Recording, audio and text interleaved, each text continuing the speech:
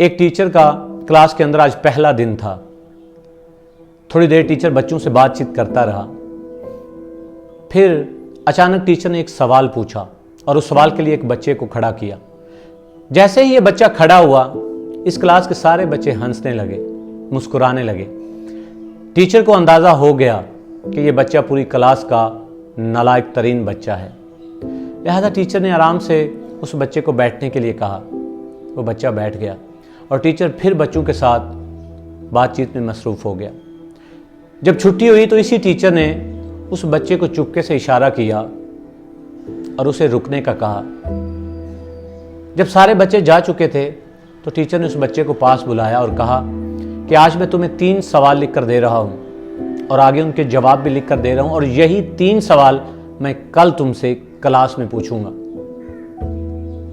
Teacher ने 3 सवाल लिख कर दिए, आगे उनके जवाब लिखे और बच्चे को दे दिए।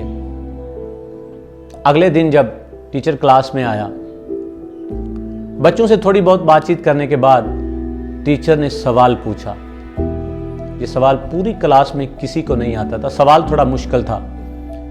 वही वो बच्चा जिसे कल उस्ताद ने खड़ा किया था, वो बच्चा खड़ा हुआ और फौरन से उस्ताद के सवाल का जवाब दे दिया।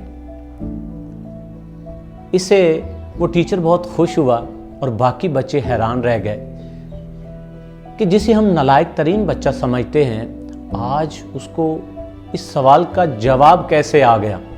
फिर टीचर ने दूसरा सवाल पूछा। पूरी क्लास खामोश थी, किसी को नहीं आता था। उसी बच्चे ने दूसरे सवाल का भी जवाब दिया। फिर टीचर ने तीसरा सवाल पूछा। पूरी क्लास खामोशी से बैठी थी और उसी बच्चे ने तीसरे सवाल का जवाब भी दे दिया।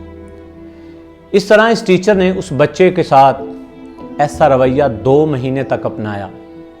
इस तरह बच्चे में खुद एतमादी बढ़ने लगी और उसे उस्तादों की तरफ से मिलने वाली इज्जत और पूरी क्लास के सामने मिलने वाली रिस्पेक्ट की वजह से उसमें खुद एतमादी बढ़ने लगी।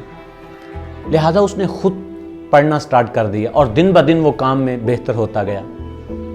और आप यकीन जानिए, उसी बच्चे ने इस साल के एंड पर पूरी क्लास में सबसे ज़्यादा नंबर हासिल किए। यकीन जानिए, कोई भी बच्चा बुरा नहीं होता, सिर्फ हमें उनकी नफ्सियात को समझना बहुत ज़रूरी होता है, जो सब टीचर ऐसा नहीं करते। वैसे तो सारे टीचर ही काबिल एहतराम होते हैं, लेकिन कुछ टीचर हमेशा के लिए स्टूडेंट्स के दिल में बैठ जाते हैं और उन्हें हमेशा अपने उस्ताद की गई बातें याद रहती हैं। यही बात है कि अगर हम बच्चों को उनकी नफ्सियात के मुताबिक सोचना शुरू कर दें तो बच्चे बहुत अच्छे हो जाएं।